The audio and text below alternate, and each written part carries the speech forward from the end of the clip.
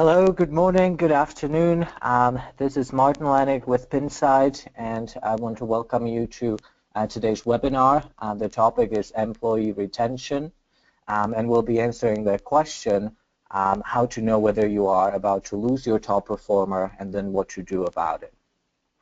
I'm very pleased to have Janice Kaplan, our partner in the UK, together on this webinar with me. Hi, Janice. Hi, Janice. Hi. So Janice is a consultant and partner with Scala Associates. She's based in London in the UK, and she is a consultant in the talent management arena, and she's written several books on the topic as well. The most recent ones are The Value of Talent and Strategic Talent Development, both published in the US by Kogan and Page. Janice, it's great to have you on the call here. I will maybe introduce myself as well. The name is Martin Lanig. I'm an industrial organizational psychologist by training, and I'm the CEO of Pinside. A little bit about Pinside. Pinside is a talent management technology company that operates around the world in about 30 different countries, and we help clients with projects like succession planning, employee retention, hiring, and so forth. And you can see just a sample of clients and some of the languages that we operate in. Good. Janice, would you like to add anything else as far as your introduction? I just, again, I'm pleased to be here and joining you in this. And Scala has been working now with Martin on a number of projects, and we've been achieving some stunning results. And in addition to that, I have a number of other projects going on, and I have some university roles as well. And so I'm pleased to be able to share some of my experiences. Wonderful. So some housekeeping questions before we dive into the topic. So we do have a poll, and on that poll you'll be able to answer questions on the right-hand side in your control panel. As far as questions, if you do have any questions, please either type them into the questions portion, and then we'll address them as they are coming in. So there is a question portion on the right-hand side in your control panel. Also, if you'd just like to voice your question, we'd love to hear from you. In that case, raise your hand. So you can do that by clicking on the button that looks like a hand, and Tara will unmute you so that you can ask your question. Good, so let's get started. And here's the first question that we'd like to ask you and hear from you. So as you look at your organization, or maybe some for the consultants on the call, for the clients who you're working with, do you have, or do they have, a retention plan in place? So let's take a minute to answer this question, either yes, no, or maybe you're just not sure. Please answer the poll on the control panel on the right-hand side.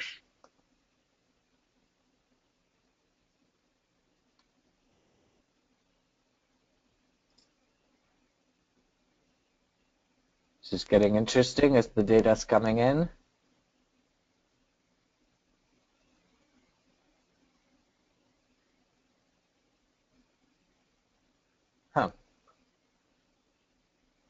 Very good. Okay, so let's close the poll, and the winner is no, there is no retention plan in place. So 71% of people on this call, either their organization, maybe the organization with, do not have a retention plan in place. So very good, That makes it really nice of you to have joined this webinar, and hopefully we'll be able to give you some ideas about how to put a retention plan in place. I have to say, Martin, that I think from my experience and some recent conversations and events I've been to, that mirrors very much what's going on in the UK. And some of it in the UK, I know, is because there's still some economic uncertainty, even though we have been growing, the economy has been growing well. But there's a general feeling that we need to do more about retention.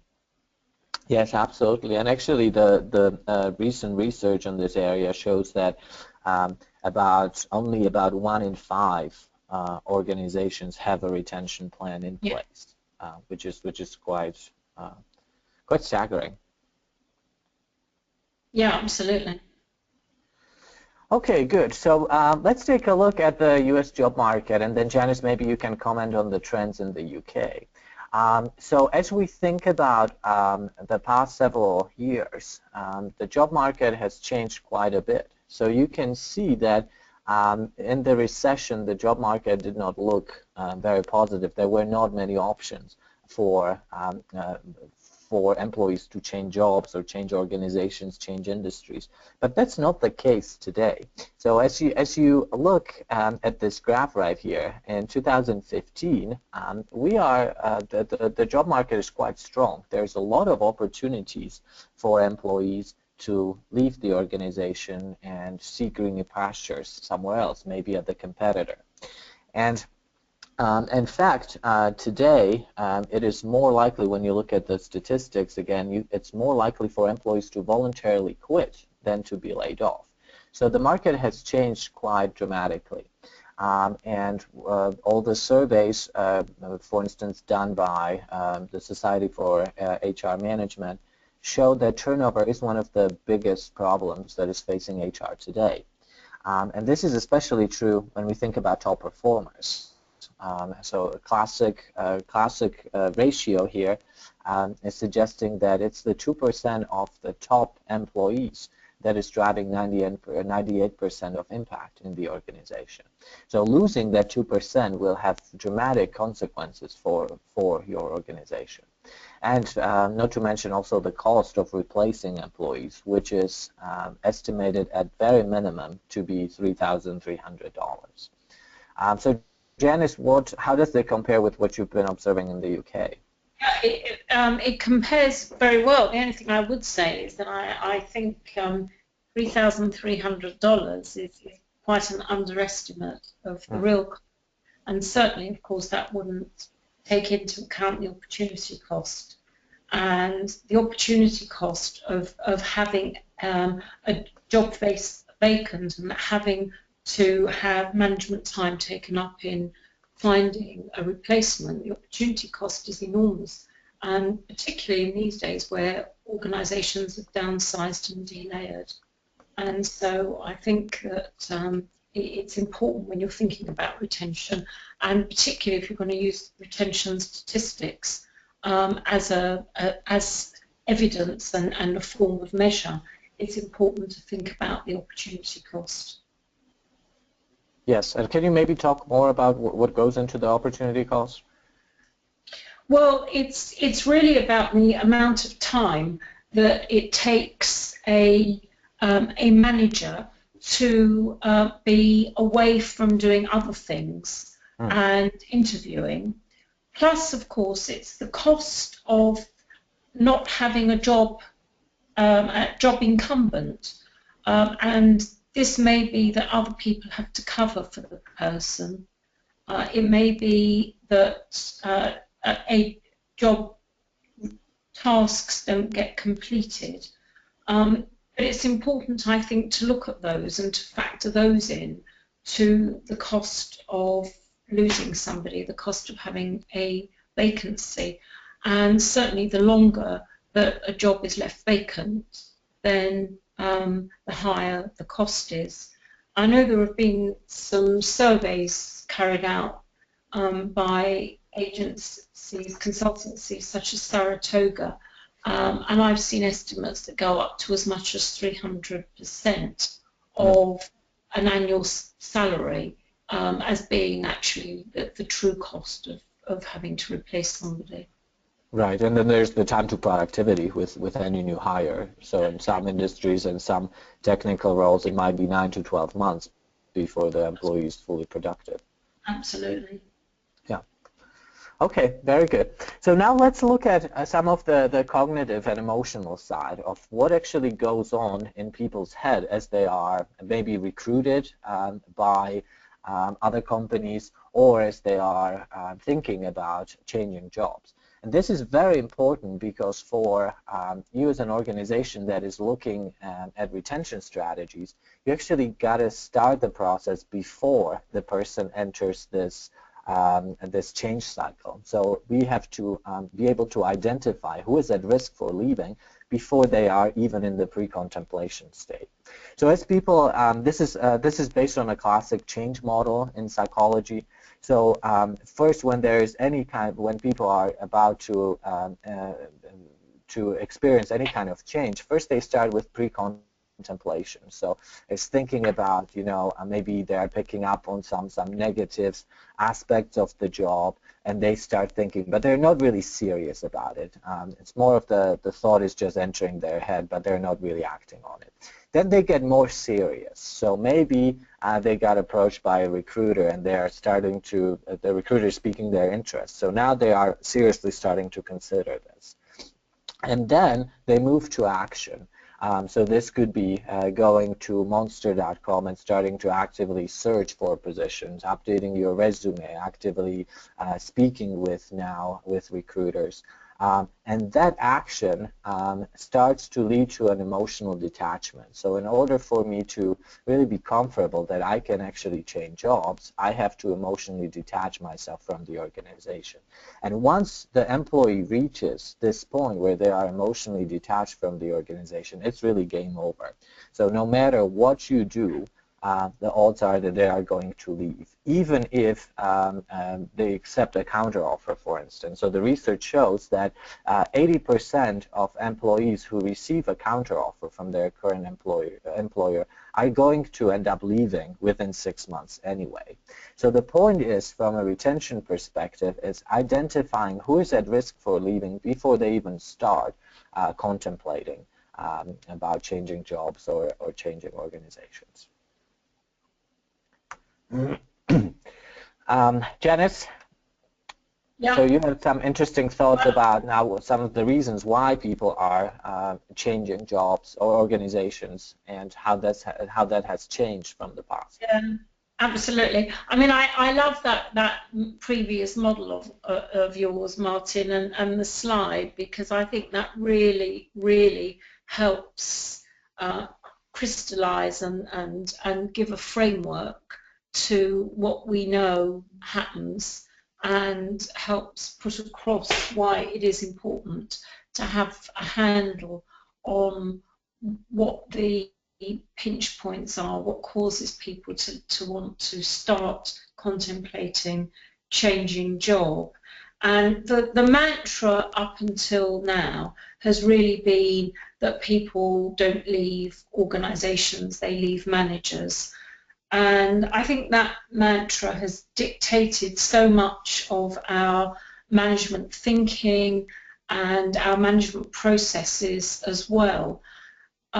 If we look at what's going on in organisations today, the picture that emerges, certainly for me, is that people leave bad managers mantra no longer holds true. The key reason people are leaving organisations today is to do with having the right sort of career or personal development. Now, let me just say a bit more about that and where that comes from. Firstly, there's a lot of evidence coming through, and I'm always keen on having evidence for this kind of thing. And there have been a number of surveys that have been conducted, a lot of pieces of research, and they're all showing the same thing, that the focus for individuals is around their career development and personal development. And if you look at some of the work as well that's been done on the new generations coming into the workforce and the younger people in the workforce now, they're all saying the same thing, that one of the key things for young people is the experiences they get on the job. There's there are several reasons why career has become the key issue. And when I say career, I am not talking about people thinking of climbing the hierarchy. I'm talking career in its broadest sense. So it's having new challenges, new roles, new development. It's on the whole, it's being able to keep your skills at the forefront. And why I think that's important, I think there are two reasons for it. One is because people are realistic and they realise that they no longer have jobs for life, but the way to keep employed and the way to give themselves security is by making sure that they keep their skills at the forefront.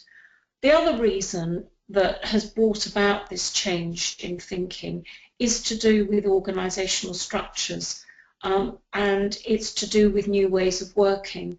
You know, because of technology, people are now having a different relationship with their line manager, and I think this is fairly critical in why career development has taken over in importance from the way somebody's managed. I'm not saying that how you manage someone isn't important, but I think that how that management is delivered and who it's delivered by is different now from how it used to be, and there's no longer that sort of direct linear relationship between manager and managed.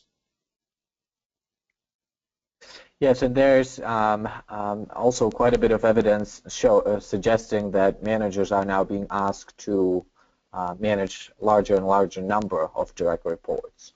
So of course the type of relation that's going to impact the relationship between the direct report and manager. Yeah, absolutely. I mean, that's key. I mean, I regularly come across people who have some 30 or 40 people to manage. It's too much. You can't give 30 or 40 people the attention that they need.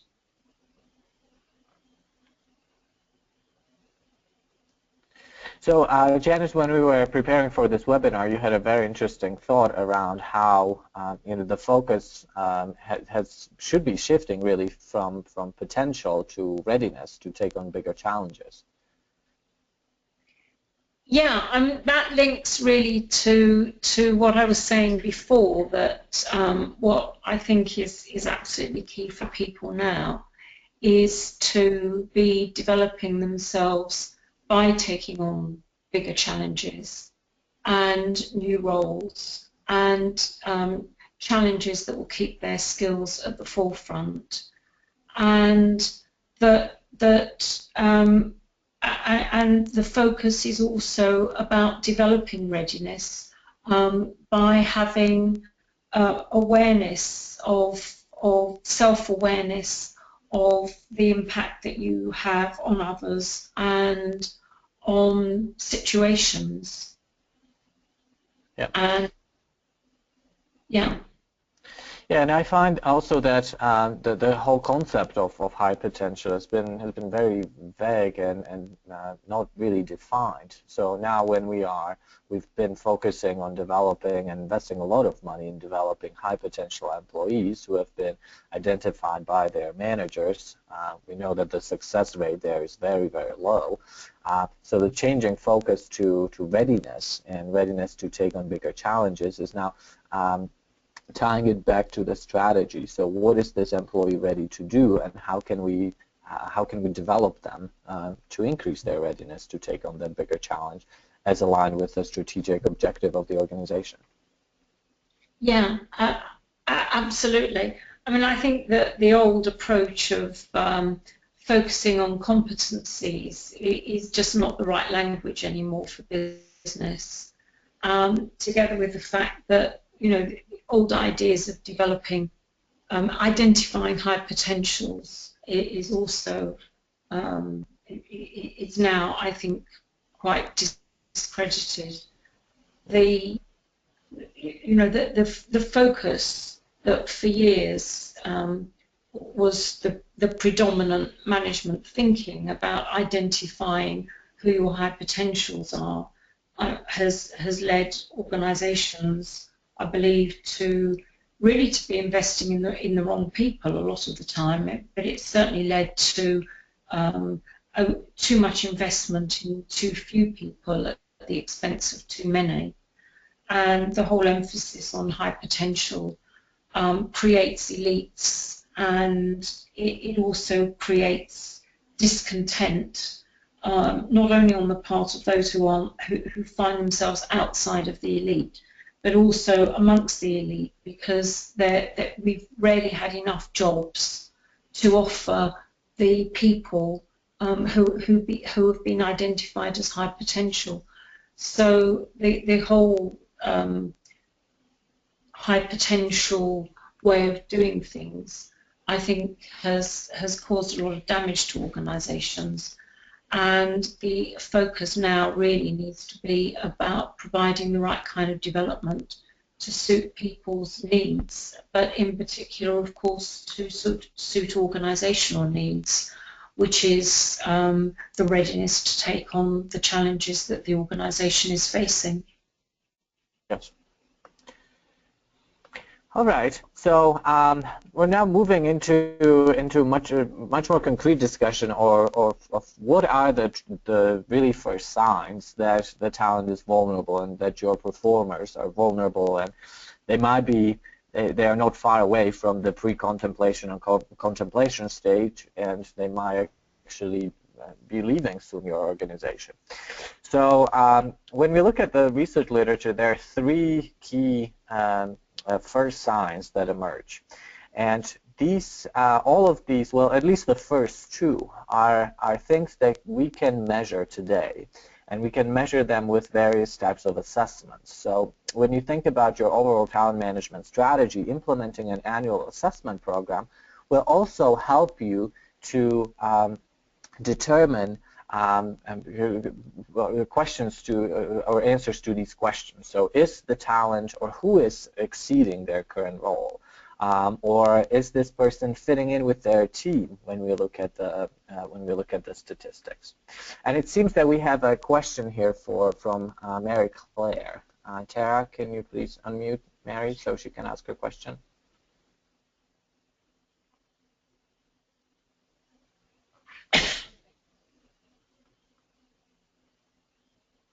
Hi, Mary. Hello, thank you. I had just popped that into the question box.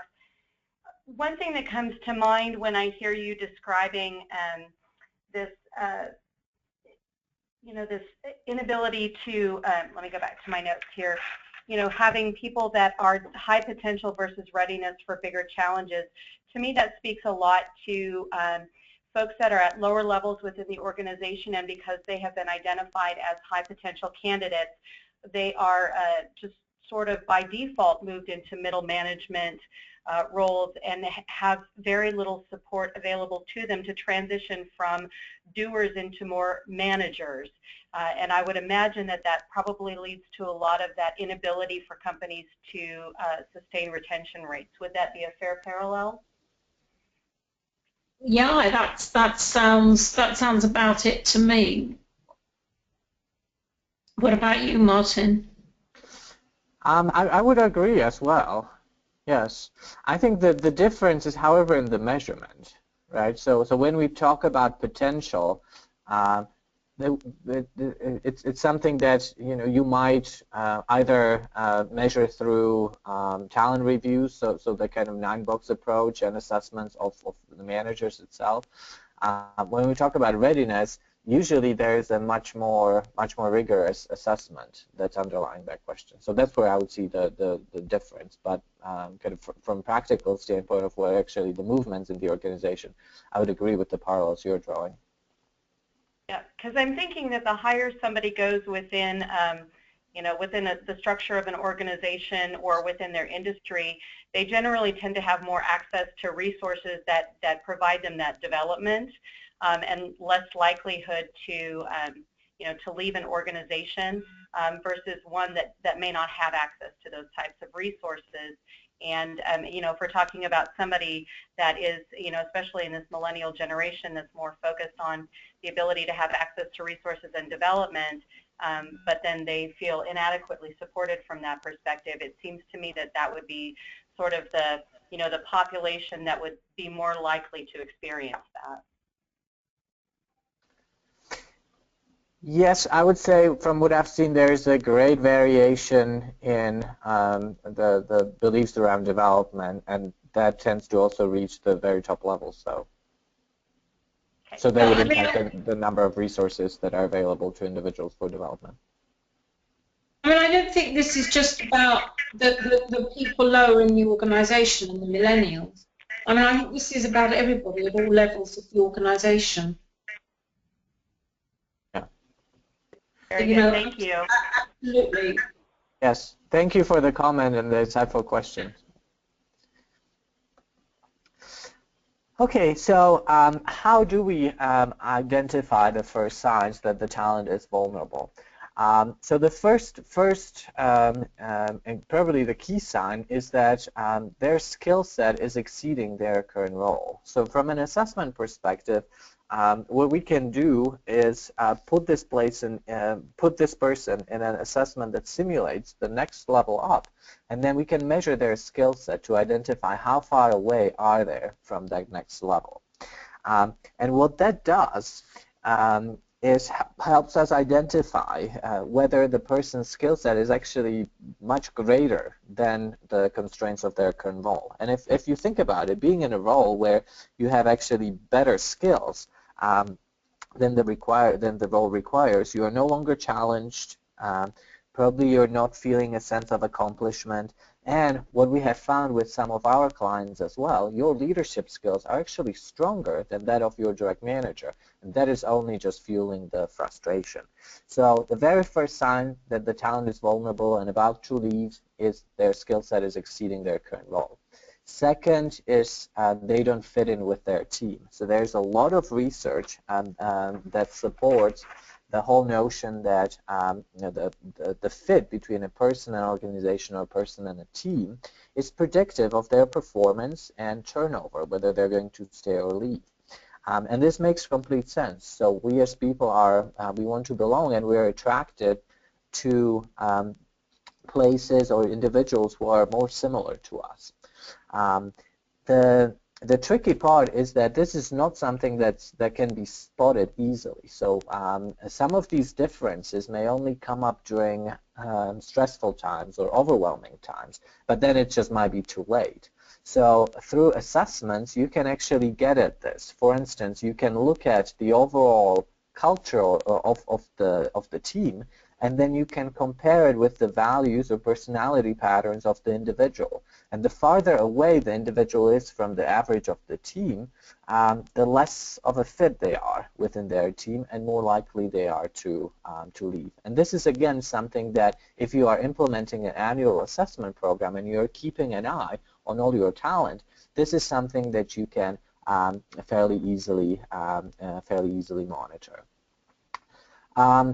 And then the last part that assessments really are not able to help you with, but is also a key determinant of whether talent is about to move away from the organization, are major life events. So things like birth or marriage or death in the family. So these things can shake up the lives of top performers and make it more likely that they are going to leave. So now let's switch focus to the retention tactics. So how can you actually retain individuals? And the research shows that there are 5 main ways that we can retain individuals in the organization. So the first one is visibility. So assigning people in highly visible, important projects that allow them to showcase their skills and display these skills to the executives, to the entire organization. The second one is challenge, so really stretching them. And the popularity of stretch assignments has been really well documented. So it turns out that about 70% of executives today have developed most of their skills through a stretch assignment. So that challenge is important. Increased freedom in their role. This is again something that's important. So giving them more control over their time and over the way they go about their job.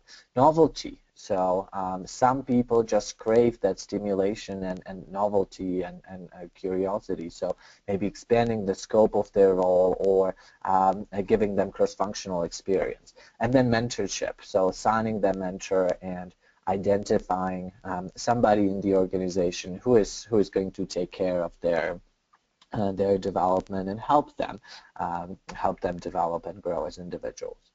Now the key here is that retention plans should not be one size fits all, because people have different values and different preferences. And what works for one person is not necessarily going to work for another person, because they are not motivated by that. So we know that yes, money is a motivator for everyone, but only to a certain degree, and that anything beyond that has to do with the individual's preferences and their unique values. Now, personality tests specifically can give us insight into what are going to be the most effective retention strategies for each individual. So for instance, we know that extroverted people, they crave social recognition. So assigning them on a highly visible, important project is going to speak directly to them and is going to be motivating for them.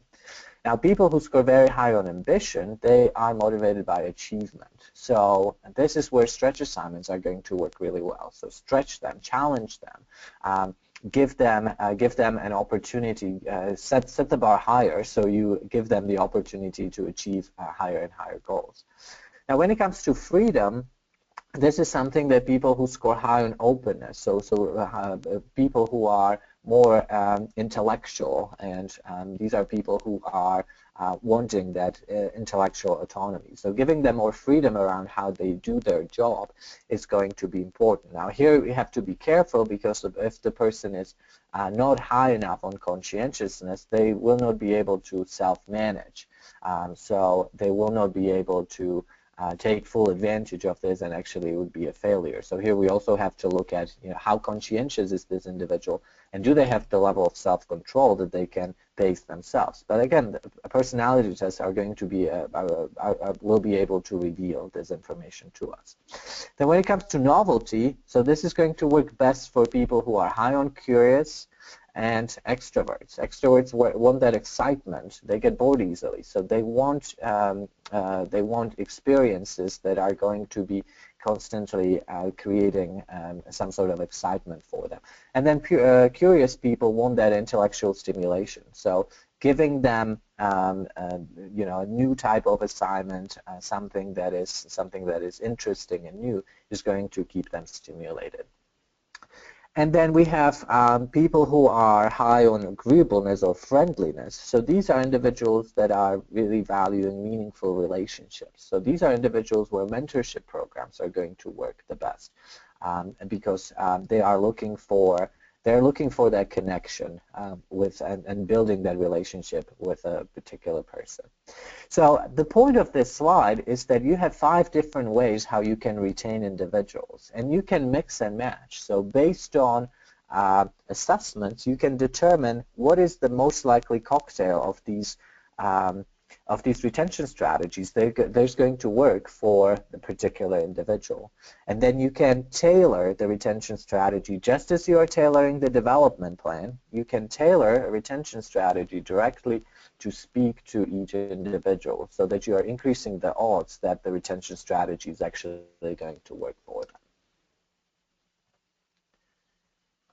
So Janice, how do we tie it back to the strategy of the business? Well, the key thing is to engage people around the business strategy, because coming back to the whole idea of career development being so important for people, people want this development to match their own aspirations, which I think is important, but they also, of course, want to see how it connects to the organisation, what sort of contribution they're making to the organisation, how they're their role is going to be recognised, how their contribution is going to be recognised.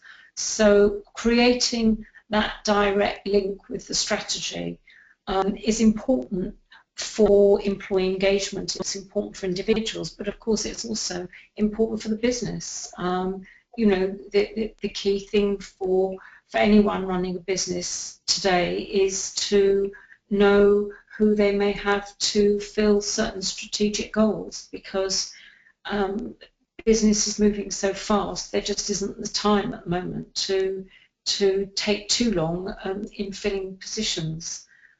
So being able to make that link is I think, absolutely key to successful performance. Good. And what does this actually, what is the employee retention going to look like in the future? What are some of the trends, Janice, that you're seeing?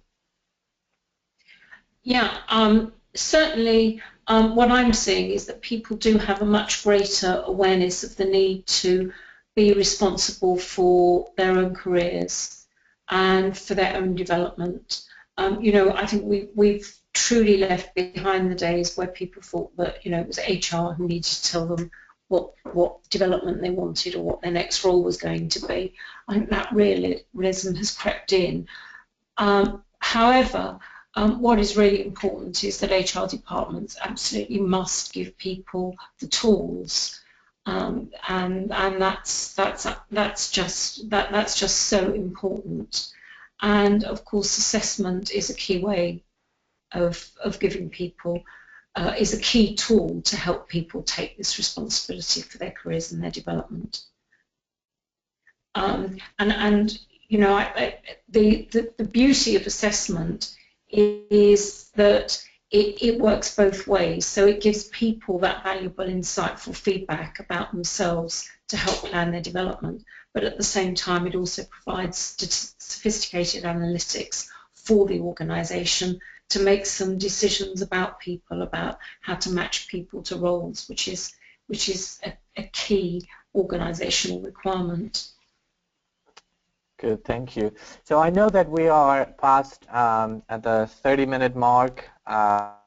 We have prepared a presentation to last about 30 minutes, answer the question here. If you do have additional questions, please, this would be the time to raise your hand or ask them. If you raise your hand or ask your question, we'll unmute you so you can actually ask live. While the questions are coming in, or maybe you're contemplating if you are going to ask a question here, I can show you an example of the Pinsight assessment program and what are some of the results and how to perhaps use them in employee retention.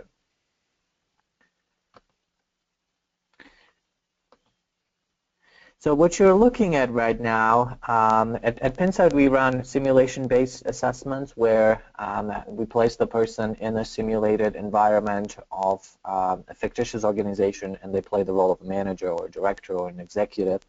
And then we monitor, we measure their readiness based on their ability to address different situations.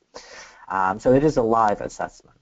And based on this, then we can determine how ready the individual is. So when you're thinking about retention strategies, if you're assessing people at the next level of leadership and you're finding that they're actually ready now to move into the position, the next level up, but you just don't have an opening, this would be your employees that are at highest risk. So these would be the employees that you would have to keep an eye on because they are the ones who are most likely to be frustrated and to start contemplating about leaving if they don't see an upward movement. So this is how you get at the first sign. And then as far as the second sign, or now identifying what is the right cocktail of retention strategies, then you can examine the person's personality patterns. So, for instance, is the person, outgoing and caring? And if this individual, Melissa here, was scoring in the green, then I would know that she's high on these areas, and she would most likely benefit from a mentoring type of program. So I could assign a mentor to her and that be the retention strategy. For instance, if she was high on ambition, then I know that she would be a best candidate for a stretch assignment, for instance, because she would be much more motivated by achievement and by stretching her skills. So this is just an example of how we can work, how you can different type of assessments, and how you can work with them to bring them into your retention strategy in your organization. Good. Tara, do we have any questions coming in?